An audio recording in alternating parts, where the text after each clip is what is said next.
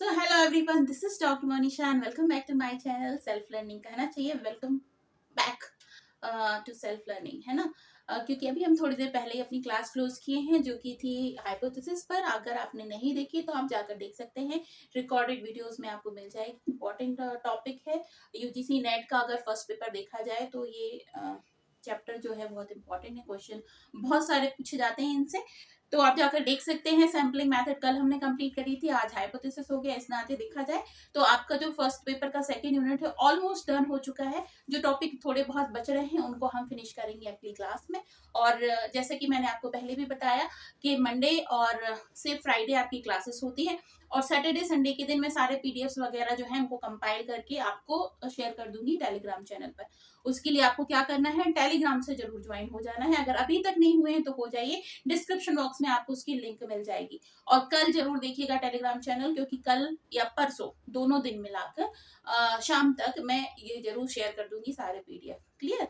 और फिर भी अगर आप हमसे जुड़ना चाहते हैं और डायरेक्ट कन्वर्सेशन करना चाहते हैं, कुछ बातचीत करना चाहते हैं, तो आप इस नंबर पर जो दिया हुआ है 8109394696, इस पे जाके मुझे व्हाट्सएप से हमसे ज्वाइन हो सकते हैं। मैं आपको ग्रुप का हिस्सा बना दूंगी, और जिससे हमारी बीच में जो भी डायरेक्ट आपको कम्युनिकेशन करना है, कन्वर्सेशन करना है, वो आप कर सकते हैं। ठीक है, चले आज की वीडियो हम स्टार्ट करते हैं, जिसमें हम बात करेंगे जो हमारी पर्सनालिटी में, जैसे हमने सिगमंड फ्राइड की तो पढ़ ली है, अब हमें पढ़नी है कार्ल रोजर की। ठीक है, आपके सिलेबस में दिया हुआ है, अलग अलग देने हैं। कार्ल रोजर्स की हमको पर्सनालिटी पढ़नी है, तो करते हैं आज का वीडियो स्टार्ट करने से पहले सभी को गुड इवनिंग, राम राम, नमस्कार, सत श्री अकाल एंड आदाब। और अब हम करें आज की वीडियो स्टार्ट, तो बात करते हैं कार्ल रोजर्स की। ठीक है, तो मैं आपको बात करने से पहले एक छोटी सी कहानी सुनाती हूँ कि सेल्फ स्टीम के बारे में आपने जरूर सुना होगा। नहीं सुना है तो एक वीडियो है मेरा, मोटिवेशनल वीडियोस में देखिए, लिखने ना आपको मिल जाएगा सेल्फ स्टीम के नाम से। सेल्फ स्टीम में क्या होता है कि आपके अंदर का जो इम्पोर्टेंस एरिया है, या फिर कहना चाहिए आपके अंदर का जो आत्मविश्वास है, वो जागृत होता है। और अगर वो जागृत है और वो आपको पता है कि आप अपने अंदर कितने स्ट्रांग हैं, आपके अंदर क्या क्वालिटीज हैं, और आप ऐसे दबे कुचले परेशान होने वाले शख्स नहीं हैं, बल्कि आप बहुत इंपॉर्टेंट रोल अदा करते हैं। इंडिविजुअल आपका जो सेल्फ है बहुत इंपॉर्टेंट है। अगर आपको ये पता है ना, तो आप दुनिया के हर जो भी आपने काम करने की सोची है, ठानी है, उनको आप कर सकते हैं। ठीक है, तो सेल्फ स्टीम का वीडियो आप जरूर देखिएगा। वो आज मुझे ये सब कुछ क्यों याद आ गया कि मैं सेल्फ स्टीम के बारे में क्यों आपको बताने लगी, क्योंकि ये जो कार्ल रोजर्स है ना, इनका जो पूरा काम है ना, वो इसी पर काम है, सेल्फ स्टीम पे ही काम है। उन्होंने जो अपनी साइकोलॉजी की जो पर्सनालिटी का जो उन्होंने अपनी पूरी थ्योरी दी है, वो किस पर दी है, सेल्फ एक्चुअलाइजेशन पर बात करी है उन्होंने। कब किस पे बात की है, सेल्फ एक्चुअलाइजेशन, मतलब आप स्वयं के बारे में समझिए, आप क्या हैं। आप वो नहीं हैं जो कि आपका पड़ोसी आपसे आपको कहता है, आप वो नहीं हैं जो कि आपके जानने वाले हैं जो आपसे कहते हैं, आप वो हैं जो एक्चुअल में आपके अंदर की क्वालिटीज हैं, जो शायद हमें भी नहीं पता होती। उनकी समझ कैसे हो सकती है, और अगर उनकी समझ हो जाती है तो आप अपने बेस्ट जो आपका रूप होता है उस पर आ जाते हैं। इस पर इनकी थ्योरी, इस वजह से मैंने आज इतनी आपको बात कर ली, सेल्फ स्टीम के बारे में बात करी। वीडियो जरूर देख लेना सेल्फ स्टीम का, अच्छा लगेगा, छोटा सा वीडियो है 4 मिनट का। तो इनके बारे में देख लिया जाए कि जो कार्ल रोजर्स थे वो कौन थे। तो ये अमेरिकन मूल के साइकोलॉजिस्ट थे, मतलब भारत के नहीं थे, ये कहाँ के थे, अमेरिकन थे। और ह्यूमनिस्टिक अप्रोच टुवर्ड्स साइकोलॉजी, इनका जो मेन रोल है वो क्या है, ह्यूमनिस्टिक अप्रोच था, मतलब मानवतावादी साइकोलॉजिस्ट थे ये। और इनका साइकोलॉजी के प्रति जो अप्रोच था वो क्या था, मानवतावादी था, मतलब मानव को इंपॉर्टेंस देते थे ये अपनी साइकोलॉजी के अंदर। क्लियर। अच्छा, इनका जो जन्म है वो कब हुआ था, तो 8 जनवरी 1902 को इनका जन्म हुआ था। और इनकी मृत्यु कब हुई थी, तो 4 फरवरी 1987 में इनकी मृत्यु हुई थी। ठीक है, ये तीन चीजें हैं जो याद रखनी है, मेन बात याद रखनी है, जो क्वेश्चन के फॉर्म में पूछी जा सकती है। इनका क्या था अप्रोच, ह्यूमनिस्टिक अप्रोच था। क्वेश्चन अगर आता है कि निम्न में से किनका ह्यूमनिस्टिक अप्रोच था, और 3-4 नाम आपको दिए जाते हैं, तो उनमें से आपको क्या जानना है, कार्ल रोजर्स जो है उनका ह्यूमनिस्टिक अप्रोच था। सेल्फ पर किसने काम किया है, सेल्फ थ्योरी किसकी है, तो कार्ल रोजर्स की है। सेल्फ एक्चुअलाइजेशन का कॉन्सेप्ट किसने दिया है, तो कार्ल रोजर्स ने दिया है। ठीक है। सेल्फ आइडिया, सेल्फ कॉन्सेप्ट के बारे में किसने बताया है, तो कार्ल। जहां कहीं पे भी इस शब्द का उपयोग होता है सेल्फ का, तो वहां पर आप सीधे जाएंगे किसके ऊपर, कार्ल रोजर्स के ऊपर जाएंगे। क्लियर। तो ये है पर्सनालिटी की थ्योरी जो कि कार्ल रोजर्स की है, जो किस पर है, सेल्फ पर है। क्लियर। सेल्फ मतलब हम खुद, आप अपने इंडिविजुअल, आप जो खुद हैं उसकी बात करते हैं, वो कहलाता है सेल्फ। चलिए नेक्स्ट हम बात कर लेते हैं कि जो मेन स्टडी पॉइंट है वो क्या है। तो जैसे मैंने बताया, खुद को जानना, सेल्फ एक्चुअलाइजेशन, स्वयं को जानना। ठीक है। अब स्वयं को आप कैसे जानते हैं, क्या जानते हैं आप स्वयं को? क्वेश्चन का आंसर जरूर बताइएगा। देखो आप लोग ना कम्युनिकेशन नहीं करते हो। अब मैं कुछ पूछती हूँ ना, कम से कम आंसर तो लिखा करो ना उसमें। 1-2 बच्चे ही हैं, एक हमारी स्टूडेंट है नंदिता, वो करती हैं, बाकी तो नहीं। मुझे समझ आता है कि बहुत सारे लोग जुड़ते हैं और करते हैं, जुड़ते तो हैं बट करते नहीं है मैसेज ना। तो किया करो, कमेंट अच्छा लगता है देखने में, और मैं हर एक कमेंट का रिप्लाई करती हूँ अगर पॉसिबल होता है तो। चलिए सेल्फ एक्चुअलाइजेशन के बारे में है कि भाई आप खुद को जाने, खुद आप क्या हैं, किसके बारे, अपने बारे में समझिए। तो मैं क्या हूँ इसके बारे में अगर मुझे सच में समझ में आ गया ना, तो जिंदगी की बहुत सारी प्रॉब्लम्स भी क्या हो जाएंगी, खत्म हो जाएंगी। इन्होंने ये बात कही कि एक बच्चा जो है, अगर उसकी जो अपब्रिंगिंग है वो बहुत अच्छी से हुई हो, मतलब अगर एक ऐसा बच्चा है जिसके पेरेंट्स जो हैं वो वेल टू डू हैं, मतलब बहुत अच्छे से उनकी इकोनॉमिकल कंडीशन है, वो जिस एनवायरनमेंट में उसका जन्म हुआ है, उसको पूरा अटेंशन मिला है अपने पेरेंट्स की तरफ से, अपने रिलेटिव्स की तरफ से, उसकी टीचर्स की तरफ से, मतलब प्यार मिला है उसको, सेल्फ जो लव है वो मिला है, अटेंशन मिला है, अप्रिशिएशन मिला है, उसने छोटा सा कोई काम किया तो उसको अप्रिशिएट किया गया है। एक ऐसा बच्चा है जिसको हर तरह से उसको जो कुछ भी चाहिए होता है ना, उसको वो मिला है, एक रिस्पेक्ट मिली है स्टार्टिंग से। तो वो व्यक्ति जो होता है, उसका जो सेल्फ स्टीम होता है वो बहुत हाई होता है, मतलब उस व्यक्ति का सेल्फ स्टीम हाई होता है, आत्मविश्वास से परिपूर्ण होता है वो व्यक्ति, क्योंकि उसने कभी इस तरह से देखा ही नहीं है ना कि उसको किसी ने नकार दिया, लताड़ दिया, उसको मतलब बुरे शब्दों का उपयोग उसके लिए किया, उसको कुछ चाहिए उसको दिया ही नहीं, उसके पिता ने हमेशा उसको डांटा, उसके घर का एनवायरनमेंट इस प्रकार से है कि उसके घर में हमेशा लड़ाइयां होती रहती हैं, झगड़ा होता रहता है। यदि ऐसा उसने देखा होता ना, तो उसकी सेल्फ स्टीम का जो ग्राफ होता वो क्या हो जाता, नीचे हो जाता, और वो व्यक्ति क्या होता, कभी भी अपने आप को अच्छा नहीं समझ पाता, क्योंकि उसकी नजर में क्या हो जाती, दुनिया में जितनी भी बातें हैं वो किस वे में आ जाएगी, नेगेटिविटी के फॉर्म में आ जाएगी, है ना।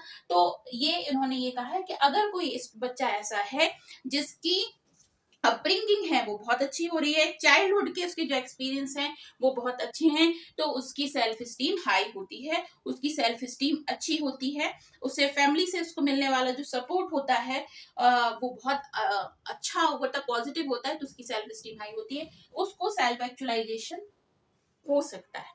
लेकिन अगर कोई एक ऐसा बच्चा है जो कि मैंने बताया जिसकी ये सब अपोजिट क्रियाएं हो रही हैं, है ना, ना ही तो उसका चाइल्डहुड अच्छे से हुआ है, ना ही उसको अच्छी परवरिश मिली है, ना ही फैमिली से सपोर्ट मिला है, तो उसने अपनी जिंदगी में जो कुछ भी काम किया ना वो किसके लिए किया होगा, अपने पेट को भरने के लिए किया होगा। तो फिर कहाँ सेल्फ स्टीम, कहाँ कुछ और, उसने तो बस ये सोचा होगा कि भाई कैसे भी करके जीवन हो जाए और बस अपना गुजारा चलता रहे। एक बात है मेरे को ध्यान आ रही है, एक बार दिल्ली में एक गवर्नमेंट स्कूल के एक बच्चे के साथ, गवर्नमेंट स्कूल के बच्चे के पास में कोई एक गए, उन्होंने पूछा कि बेटा तुम तो देश का भविष्य हो, तो उसने क्या कहा था कि हम तो मजदूर के बेटे हैं, हम कहाँ देश का भविष्य है।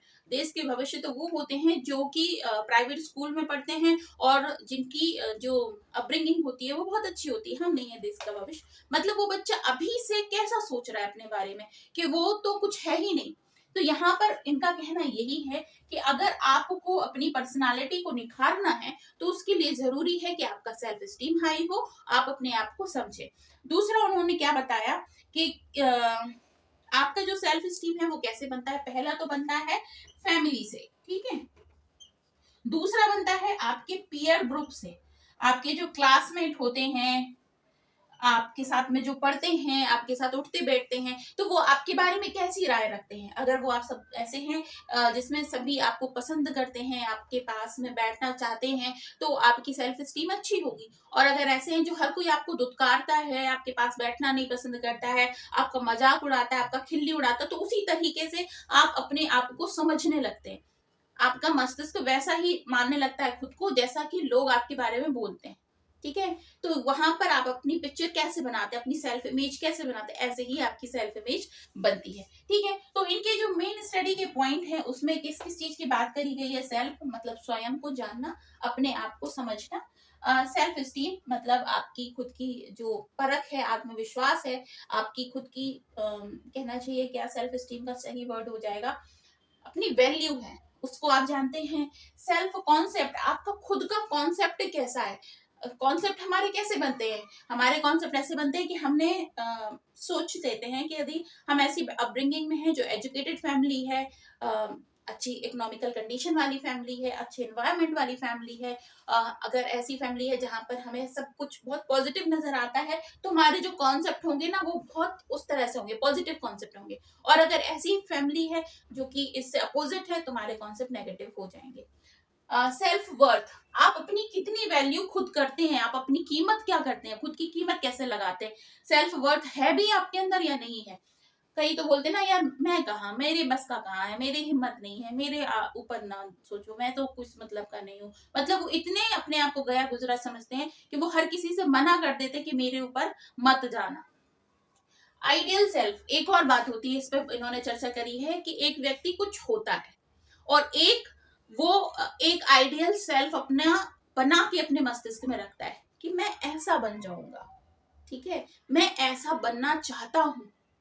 जैसे मान लेते हैं, जैसे मैंने वो एग्जाम्पल दिया था कार्तिक, कॉलिंग कार्तिक का, तो वो लड़का जो है वो बहुत ही दबा सा चुपचाप से रहने वाला लड़का है, बट वो चाहता क्या है? वो चाहता है कि मैं इतना अच्छा बन जाऊं, लोग मेरी तारीफ करें, मेरे पास बैठे मुझसे बात करें, आ के मेरे पास जाएं। हालांकि उसके अंदर वो सारी क्वालिटीज हैं, बट उसने अपनी सेल्फ स्टीम, सेल्फ वर्थ जो है वो बहुत गिरा रखी है, तो वो उससे ओवरकम नहीं कर पाता है, वो उससे ऊपर नहीं उठ पाता है, ठीक है। और एक आती है सेल्फ इमेज, आप अपने बारे में किस तरीके की राय रखते हैं, कैसी इमेज आपने अपनी बना रखी है, वो उस पर काम किया। मतलब इनका जो मेन स्टडी पॉइंट है वो क्या है, इस पर ही है। Self esteem, self worth, self concept, self image, ideal image, इस पर उन्होंने काम किया। चले हम अब इनको समझ लेते हैं कि ये क्या क्या है, जिससे हम डिटेल में इसके बारे में पता कर सकें। तो कार्ल रोजर्स को हमने समझा है ना, कार्ल रोजर्स के बारे में अपन ने बेसिक जो इन्फॉर्मेशन है वो गेन कर ली। अब देख लेते हैं इन्होंने जो बात कही है वो क्या कही है कि सेल्फ कॉन्सेप्ट इंसान का कैसे बनता है। उसकी सेल्फ वर्थ से बनता है, उसकी सेल्फ इमेज से बनता है, और दो बार लिख दिया सेल्फ इमेज। और हाँ, यहाँ पर आएगा आइडियल सेल्फ, उसकी आइडियल सेल्फ से बनता है, आइडियल सेल्फ से बनता है, ठीक है। अब ये होते क्या क्या है इनको हम समझ लेते हैं। देखिए सेल्फ वर्थ क्या होती है, it is self esteem of a person. एक व्यक्ति की जो अपनी खुद की वैल्यू है, अपने बारे में वो किस तरह से रखता है, खुद की वैल्यू क्या रखता है, उस पर निर्भर करती है सेल्फ वर्थ, ठीक है। स्टीम का मतलब ही हो गया वो अपनी इंपॉर्टेंस कितनी समझता है। एक भिखारी है ना, अगर वो अपनी इंपॉर्टेंस समझे ना तो भीख ना मांगे, वो क्या करे, काम करे, उसके अंदर भी तो कोई क्वालिटी होगी। अगर वो भीख मांगता है इसका मतलब वो सोचता है कि भाई ऐसे ही मेरा गुजारा चल रहा है, मैं क्यों कोई काम करूं। अगर वो कोई काम करने लगे तो उसकी सेल्फ स्टीम जागृत हो और फिर वो भीख मांगने का काम छोड़ दे। तो सेल्फ स्टीम, ठीक है, डिपेंड ऑन एनवायरमेंट, आपका जो वातावरण है, जिस वातावरण में आपकी जीवनचर्या चल रही है उस पर निर्भर करता है। इसके बाद में parents, peer, childhood and family, इस पर निर्भर करता है आपका सेल्फ वर्थ। अगर ये सब कुछ पॉजिटिव है तो ये मान के चलिए कि आप अपनी कीमत जानते हैं, आप अपने बारे में अच्छा सोचते हैं, आपका कुछ ना कुछ तो पॉजिटिव होना चाहिए। सपोज अगर पर्सन की जो पेरेंटिंग हुई है उसकी वो सही नहीं हुई है, तो बाकी सारी चीजें अच्छी हो तो यहाँ पर उसका सेल्फ वर्थ जो है वो बढ़ जाएगा। ठीक है, इसके बाद में आता है सेल्फ इमेज। सेल्फ इमेज क्या होता है? What we think about our self, मतलब हम अपने बारे में क्या सोचते हैं कि मैं कैसी दिखती हूँ, मेरी चाल अच्छी नहीं है, मेरी चाल बहुत अच्छी है, मैं कैसे बोलती हूँ, मैं बोलती अच्छी नहीं हूँ, मैं बहुत खराब बोलती हूँ। मतलब इस तरीके से आप अपने बारे में किस तरीके की राय रखते हैं, क्या इमेज आप रखते हैं, एक बात इससे होती है। फिर ये हो जाता है कि जो आपके आसपास लोग जो हैं वो आपकी इमेज कैसी बनाते हैं। वो आपके बारे में अच्छा कहते हैं तो आपको लगता है हाँ मैं तो अच्छा हूँ, अगर वो आपके बारे में बुरा कहने लगते हैं तो आप अपने आप को बुरा समझने लगते। कहते हैं ना कि अगर हम एक ही झूठ को लगातार बोले ना तो वो झूठ भी सत्य लगने लगता है। अगर कोई किसी बच्चे को बोलता रहे तू तो गधा है, गधा है, गधा है, तो वो उसको समझने लगेगा कि हाँ मुझ में ऐसी कोई तो कमी है जिसकी वजह से इतने सारे लोग मुझे ये कहते हैं। अगर किसी को कह दिया जाए तू झूठा है, तू झूठा है, तू झूठा है, तो वो अपने आप को झूठा समझने लगेगा, फील करने लगेगा। तो आपकी इमेज कैसे बनती है? एक तो बनती है कि आप अपने बारे में क्या सोचते हैं, और एक बनती है कि आपको क्या लगता है कि दूसरे आपके बारे में क्या सोचते हैं। आपके अपने, आपके परिवार वाले, आपके कलीग्स, आपके साथ में पढ़ने लिखने वाले, वो किस तरीके से आपके बारे में सोचते हैं। फिर आता है आइडियल सेल्फ। आइडियल सेल्फ क्या होता है कि एक बात तो हो गई कि हम कैसे दिखते हैं, हम कैसे सोचते हैं, ये बात होगी। लेकिन एक हमारे दिमाग में एक इमेज होती है कि हम कैसे दिखना चाहते हैं, हम किसकी तरह बनना चाहते हैं, अपनी पिक्चर बनाना चाहते हैं। जैसे मैं अपने बारे में बताऊं कि मैं कैसी दिखती हूँ, क्या सोचती हूँ, छोड़ दो, लेकिन मैं क्या बनना चाहती हूँ ये मेरे दिमाग में बहुत क्लियर है कि मैं क्या बनना चाहती हूँ। तो अगर उस तरह से मैं अपने गोल को निर्धारित करूंगी तो हो सकता है कि एक दिन मैं उसको अचीव कर लूं, है ना। तो ये हो जाता है सेल्फ, हमारी आइडियल सेल्फ। ठीक है, क्या होते हैं? It is who we would like to do, मतलब हम भविष्य में किस तरीके से करना चाहते हैं, हम कैसे बनना चाहते हैं। ठीक है, और गोल्स क्या होते हैं, मतलब हमारे जो एम्स हैं वो क्या हैं, गोल्स क्या हैं, किस तरीके से हम अपने आप को आगे प्रोजेक्ट करना चाहते हैं फ्यूचर में, वो हो जाता है हमारा आइडियल सेल्फ। ठीक है, अब हम बात कर लेते हैं कि इन्होंने जो बताया है कि पर्सनालिटी को किस तरीके से ये सारी चीजें प्रभावित करती हैं, वो हम देख लेते हैं किस तरीके से ये प्रभावित करती है। तो एक तो होता है हमारी इमेज और दूसरी होती है क्या, हमारी आइडियल सेल्फ। अगर दोनों ही इक्वल है तो हमारी पर्सनालिटी क्या होती है, अच्छी होती है, पॉजिटिव होती है। मतलब क्या होता है, एक तो होती है हमारी सेल्फ इमेज, इनके अकॉर्डिंग ये है सेल्फ इमेज, और दूसरी होती है हमारा आइडियल सेल्फ। अगर ये दोनों ही बातें क्या हैं, इक्वल हैं, तो हमारी जो पर्सनालिटी होगी वो जेन्युइन होगी, मतलब उसमें कोई अंतर नहीं होगा।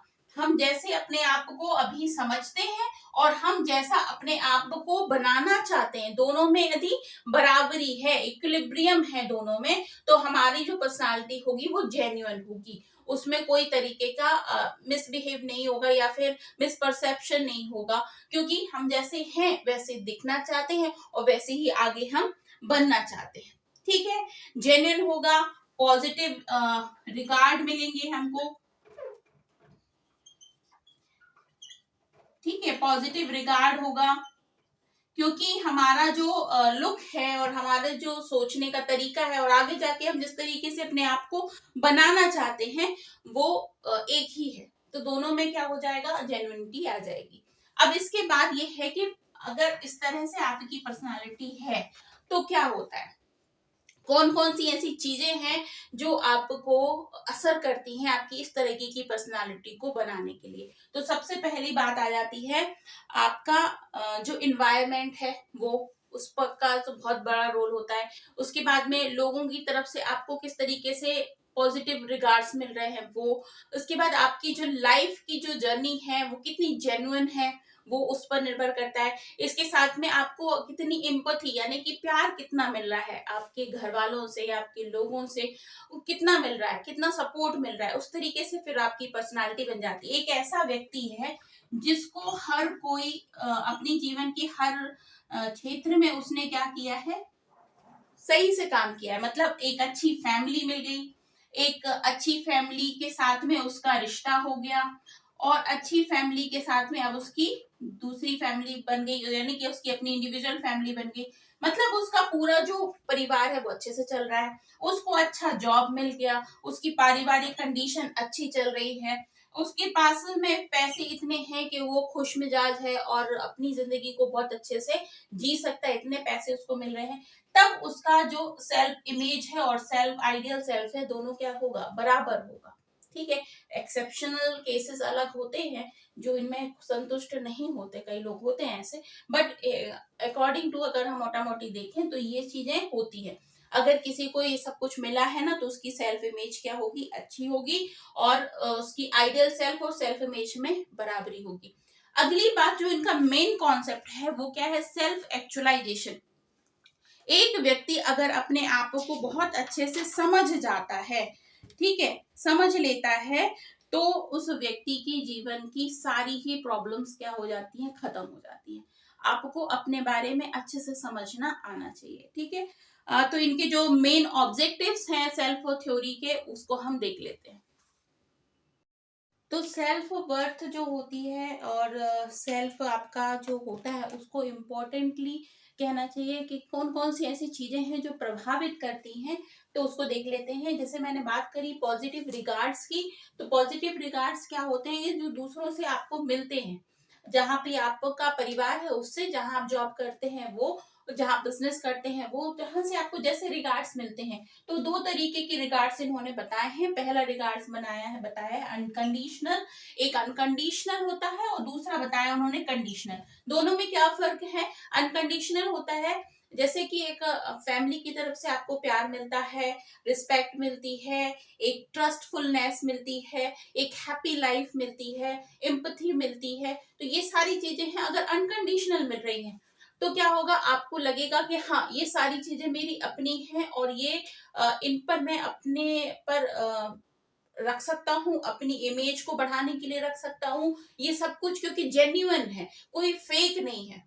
दूसरा होता है अनकंडीशनल। कंडीशनल मतलब हो जाता है, कई कई पेरेंटिंग ऐसी होती है, क्योंकि अनफॉर्चुनेटली कई ऐसे बच्चे होते हैं जो इस तरीके की जगह पर पैदा होते हैं कि जहाँ पे अगर उन्हें पैसा खाने तभी मिल रहा है जब वो कुछ काम करके लेकर आ रहे हैं, उनको प्यार तभी मिल रहा है जब कुछ वो कर रहे हैं, कुछ एफर्ट लगा रहे हैं, तब उनको प्यार मिल रहा है। मतलब उनकी फाइनेंशियल कंडीशन खराब है, इकोनॉमिकल जो जरिए हैं वो नहीं है, एजुकेशन प्रॉपर नहीं मिल पा रहा है, खाने के लिए भी प्रॉपर नहीं मिल पा रहा है, जॉब सेटिस्फेक्शन भी नहीं मिल पा रहा है। तो यहाँ पर जो फुलफिलमेंट होती है या पॉजिटिव रिगार्ड्स होते हैं वो कंडीशनल होते हैं, कि अगर आप ये कुछ करोगे तब आपको वापस से दूसरे जो फीलिंग्स आपको चाहिए वो मिलेंगी। क्लियर। अब इनकी सेल्फ जो स्टडी है उसमें जो मेन पॉइंट्स हैं वो क्या क्या है, तो मैंने आपको बताया ह्यूमनिज्म, जिसमें बोला उन्होंने कि मानवतावादी साइकोलॉजी के बारे में बात करी है। दूसरी बात करी है सेल्फ एक्चुअलाइजेशन, खुद की समझ है डेवलप करने की बात इन्होंने करी है। अब यदि कोई फुल्ली फंक्शनिंग पर्सन है तो उसकी क्या क्वालिटी होती है, मतलब जो एक सेल्फ स्टीम को मेंटेन रखने वाला व्यक्ति है उसकी क्या क्वालिटी होती है। पहली होती है ओपन टू एक्सपीरियंस, मतलब वो अलग अलग तरीके के अनुभव करने के लिए हमेशा ओपन रहता है, क्लोज नहीं रहता है वो, क्योंकि खुला हुआ रहता है उसकी जिंदगी, उसका जो दिमाग है ना वो हैप्पीनेस से फुलफिल है, इसलिए एक्सपीरियंस लेने के लिए वो ओपन रहता है। लिव इन प्रेजेंट, वो ये नहीं सोचता कि फ्यूचर में हम क्या होगा क्या नहीं होगा, उस वजह से वरीड होकर आज की जिंदगी को वो खराब नहीं करता, अपने प्रेजेंट में जीता है। पास्ट को भी ज्यादा ध्यान नहीं देता है, फ्यूचर को भी ज्यादा ध्यान नहीं देता है, बल्कि प्रेजेंट में जो उसके पास अभी है उसको वो अपनी खुशकिस्मती मानकर आगे अपनी जिंदगी जीता है। फिर क्रिएटिव होता है, ऐसा व्यक्ति क्या होता है, क्रिएटिव, नई नई चीजों को जनरेट करता है, नई नई आइडियाज को क्रिएट करता है। ठीक है, और उसके बाद में आता है ट्रस्ट फीलिंग होती है भाई। इसके अंदर ये है कि वो आसानी से विश्वास करता है और उसके अंदर ऐसी क्वालिटी होती है कि लोग उस पर विश्वास करते हैं, तो उसके अंदर एक विश्वास करने वाली, ट्रस्ट करने वाली फीलिंग होती है। फुलफिल्ड होता है ऐसा व्यक्ति, हैप्पी होता है, मतलब कंप्लीटली कहते हैं ना भरा हुआ है, दिमाग भी आपका भरा हुआ है खुशी से, आपकी जिंदगी जो है वो फुलफिल है, इमेज आपकी हैप्पी लाइफ है। अगर कोई भी ऐसी कंडीशन आपकी जिंदगी में होती भी है कि कुछ गलत हो जाता है, फिर भी आपका दिमाग इतना शांत है कि आप उसको रिलैक्स करके अपनी जीवन को बैलेंस कर लेते हो, संतुलित कर देते हो। ठीक है, अब सेल्फ के बारे में इन्होंने बताई कि कौन कौन सी चीजें हैं जो सेल्फ को प्रभावित करती हैं। तो सेल्फ को प्रभावित करने वाली है कि भाई अब बिहेवियर बदल जाता है, बिहेवियर लोगों का बदलता है, तो आपकी सेल्फ में भी दिक्कत आ जाती है। आपकी इमेज जो है आपके द्वारा आपके माइंड में, और दूसरे आपको किस तरीके से सोचते हैं, वो भी सेल्फ को चेंज करती है। आपके थॉट्स जो हैं वो चेंज करते हैं। जो एनवायरमेंट में आपके पीपल रह रहे हैं, लोग रह रहे हैं, वो उसको प्रभावित करते हैं। आपके जीवन को लेकर क्या ऑब्जेक्ट्स हैं वो इसको प्रभावित करते हैं। ठीक है, अच्छा एक और जो इम्पोर्टेंट बात है, ये जो हमारी सेल्फ वाली बात है ना, ये भी डायनेमिक पर्सनालिटी होती है। जैसे कि फ्राइड ने बताया था, जो पर्सनालिटी डायनेमिक होती है मतलब ये चेंज होती जाती है। ऐसा नहीं है कि आज प्रेजेंट में हम अपने आप को बहुत गया गुजरा समझ रहे हैं तो कल भी समझेंगे, ऐसा नहीं होगा। हो सकता है कि हमारे जीवन में ऐसी कोई घटना घटे, जो लोग हमारे से जुड़े वो हमको पॉजिटिवली मोटिवेट करें और हम आगे बढ़ें, और हमारी सेल्फ स्टीम जो पहले बिल्कुल जीरो थी वो उठ जाए, है ना। तो डायनेमिक होती है, लगातार बदलती रहती है। अच्छा एक और बात मैंने बताई कि आप जेन्युइन पर्सन हैं और आपकी सेल्फ एक्चुअलाइजेशन या सेल्फ स्टीम अच्छी है, उसका एक इन्होंने फॉर्मूला ये बताया कि अगर आप अपने आइडियल सेल्फ और आपकी जो सेल्फ इमेज है दोनों इक्वल हैं, दोनों में इक्विलिब्रियम है, तो आपका जो स्टेज है वो क्या कहलाता है, स्टेज ऑफ कॉन्ग्रेंस कहलाता है। इसको याद रखिएगा, स्टेज ऑफ कॉन्ग्रेंस, ये इन्होंने बताया है कार्ल रोजर्स ने, कि अगर इस तरीके की है, दोनों में बराबर है ना, तो आपकी जो स्थिति है वो अच्छी स्थिति है। ठीक है, आपकी सेल्फ स्टीम अच्छी है, एक लेवल पर है, तो ये आपकी स्टेज ऑफ कॉन्ग्रेंस कहलाती है। ठीक है, तो ये अच्छी थ्योरी है, पर्सनालिटी की जो थ्योरी उन्होंने दी सेल्फ की, अच्छी थ्योरी है। खुशमिजाज रहने वाले लोगों के लिए बहुत अच्छी है। कई सारे ऐसे लोग होते हैं जो जीवन के नजरिए को बहुत पॉजिटिवली देखते हैं, और उनके साथ जो लोग भी जुड़ते हैं वो भी जिंदगी को बहुत पॉजिटिवली देखना स्टार्ट कर देते हैं। तो वो वही लोग होते हैं जो सेल्फ एक्चुअलाइजेशन को देख लिए होते हैं। ठीक है, तो अच्छा लगा हो आज का वीडियो तो लाइक जरूर कीजिएगा, शेयर कीजिएगा। अच्छी थ्योरी है और आपको ये बहुत कम देखने को मिलेगा, कि बहुत ही कम लोगों ने इस पर एक्सप्लेनेशन दी है कार्ल रोजर्स के बारे में। तो अगर अच्छा लगे तो लाइक करते जाना, शेयर कर लेना दूसरों के साथ में, और कमेंट जरूर करना कि कैसा लगा वीडियो। ठीक है, तो आज की क्लास वो करते हैं यहीं एंड। कल और परसों अब ये जो आज मैंने जो पढ़ाया है फ्राइड की थ्योरी, और उसके साथ में सेल्फ एक्चुअलाइजेशन वाली थ्योरी जो है, इन सब के पीडीएफ मैं शेयर करूंगी टेलीग्राम पर। और तो इस टेलीग्राम चैनल की लिंक को जरूर ज्वाइन कर लेना, जो डिस्क्रिप्शन में मैं डाल देती हूँ ना, हर वीडियो के डिस्क्रिप्शन में मिल जाता है सब कुछ आपको, तो वहां पर आप चले जाएं, वहां से लिंक को जब आप क्लिक करेंगे तो डायरेक्ट टेलीग्राम चैनल पर पहुंच जाएंगे, तो वहां से आप मुझे ज्वाइन कर सकते हैं। ठीक है, तो सेशन को करते हैं यहीं पर एंड। कल नहीं, अब मिलेंगे हम मंडे को, और तब तक के लिए अपना बहुत ख्याल रखिए। सभी को गुड इवनिंग, गुड नाइट। आगे जाकर अपना पढ़ाई कीजिए, और जो अभी तक हमने पढ़ा है उन वीडियोस को देखकर उसकी रिवीजन कीजिए। अब फिर मिलते हैं हम बहुत जल्द, जैसे ही यूनिट फिनिश होगी वैसे ही हम इसके क्वेश्चंस भी करेंगे। ठीक है, तो बाय बाय।